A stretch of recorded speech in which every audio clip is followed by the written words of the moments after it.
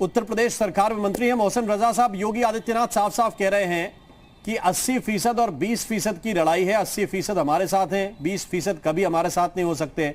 हम गर्दन कटा देंगे तो भी भरोसा नहीं करेंगे। इसके क्या मायने हैं? नहीं, मैं था कल पूरी डिबेट में था, मैं साथ में। आपने जिस तरह से पूछा है उन्होंने उस परिप्रेक्ष्य में ना बोला है और ना ही उस तरह की बात का मैं जवाब देने जा रहा हूं। मैं जवाब तो दे रहा हूं कि हमने हर इलेक्शन में हमारा परसेंटेज ऑफ वोट बढ़ा है। आज 80% लोगों को पूरी तरीके से भरोसा है देश के यशस्वी प्रधानमंत्री पर, आदरणीय मोदी जी पर, और उत्तर प्रदेश में आदरणीय योगी जी पर। तो 80 बनाम 20 हो रहा है चुनाव, ये मैं भी कह रहा हूं, आपके चैनल पर कह रहा हूं।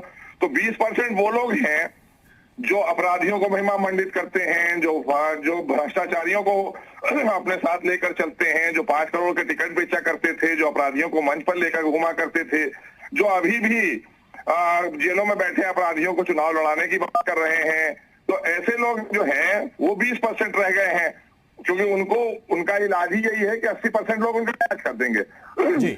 बात इसको आप दूसरी तरफ जो ले जा रहे हैं वो उसका मतलब नहीं है, क्योंकि योजनाओं का लाभ दिया है हमने, सुरक्षा का माहौल दिया है, और इस वक्त जिस तरह से उत्तर प्रदेश में अपराध मुक्त हुआ है, भ्रष्टाचार मुक्त हुआ है, और उत्तर प्रदेश का एक परसेप्शन, एक छवि जो बदली है पूरे विश्व स्तर पर, देश में ही नहीं, तो ये उसका परिणाम है।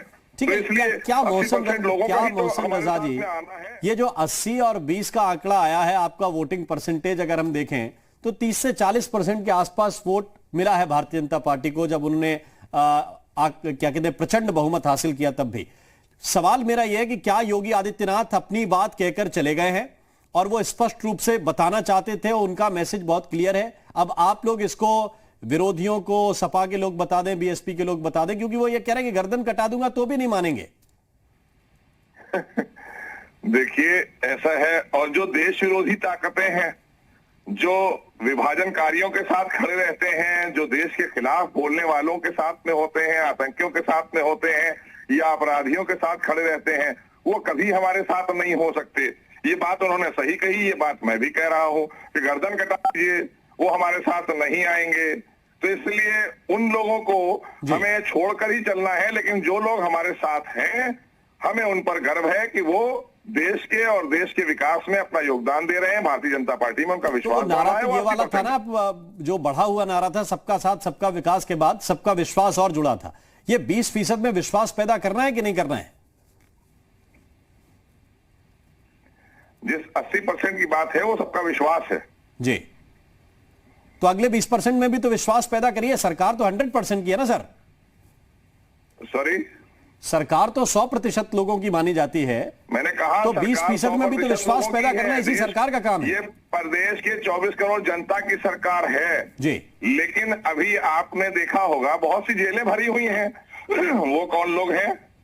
बहुत सी जेलों में जो अपराधी हैं वो कौन है? वो भी तो हमारे जनता के लोग। ठीक बात है। और समाज के सिस्टम में ही तो है वहां पर कि उनको सुधारने का मौका दिया जा रहा है। जो क्रूर अपराधी हैं वो अपने हिसाब से पुलिस उनसे निपट रही है। आदर्श कारागार में भेजकर लोगों को आदर्श बनाने के लिए हम भी प्रयास कर रहे हैं, और सबको प्रयास करना चाहिए कि सब देश हित में काम करें, जनहित में काम करें। ठीक है, आप बने रहिए हमारे साथ।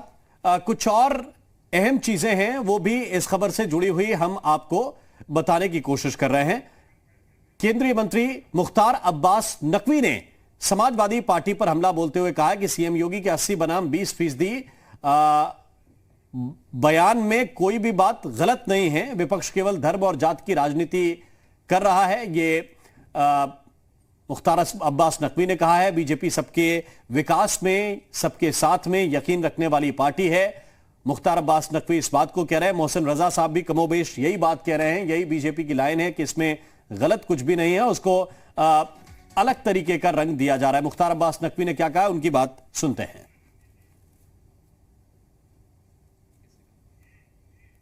उत्तर प्रदेश में चुनावी पारा चढ़ चुका है। मेरे साथ बातचीत करने के लिए केंद्रीय मंत्री मुख्तार अब्बास नकवी जी हैं। सर, मुख्यमंत्री योगी आदित्यनाथ ने सीधे और स्पष्ट रूप से कहा है कि 80 बनाम 20 का होगा ये उत्तर प्रदेश 2022 का चुनाव। देखिए, मुझे लगता है कि भारतीय जनता पार्टी ने समाज के सभी वर्गों के लिए समावेशी विकास को लेकर के, शिक्षा को लेकर के, उनके सशक्तिकरण को लेकर काम किया, बिना भेदभाव के किया है। लेकिन अगर कहीं पे पॉलिटिकल प्रेजुडिस है कहीं राजनीतिक पूर्वाग्रह है तो वो साफ दिखाई पड़ता है। इसलिए आज भी हमारा मुद्दा विकास है, हमारा मुद्दा सुशासन है, हमारा मुद्दा उत्तर प्रदेश को जिस तरह से दंगों से, दबंगों से और बलवाइयों से हमने मुक्त कराया है, वो मुद्दा है और उस मुद्दे को हम लेकर के लोगों के बीच में हैं। सर, योगी आदित्यनाथ कह रहे हैं कि हिंदू विरोधियों को कभी भी योगी और मोदी पसंद नहीं आएंगे, अगर मैं अपना गला काट कर भी उनके सामने रख दूं तो वो भरोसा नहीं करेंगे। अच्छा, तो उन्होंने गलत क्या कहा? उन्होंने तो गलत नहीं कहा, जो कहा वो सही कहा। कौन ऐसे लोग हैं सर जो उत्तर प्रदेश में इस तरीके की राजनीति कर रहे हैं? ऐसे बहुत से लोग हैं, ऐसे बहुत से दुनिया में ताकतें हैं जो ताकतें की हर उस व्यक्ति के खिलाफ है जो आतंकवाद के खिलाफ है, हर व्यक्ति के खिलाफ है जो राष्ट्रवाद के पक्ष में खड़ा हुआ है, हर व्यक्ति के खिलाफ है जो देश के एकता और देश के सौहार्द के लिए काम करता है।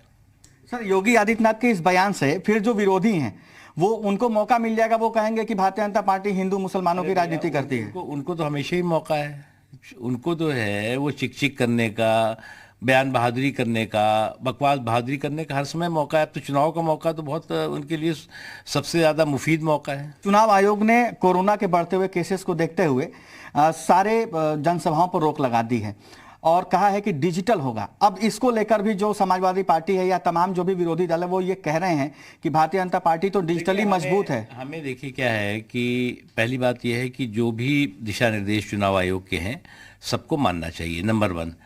नंबर 2 जो है वो हम डिजिटली भी मजबूत हैं, फिजिकली भी मजबूत है, ये बात वो अच्छी तरह जानते हैं, इसलिए चिंता न करें वो।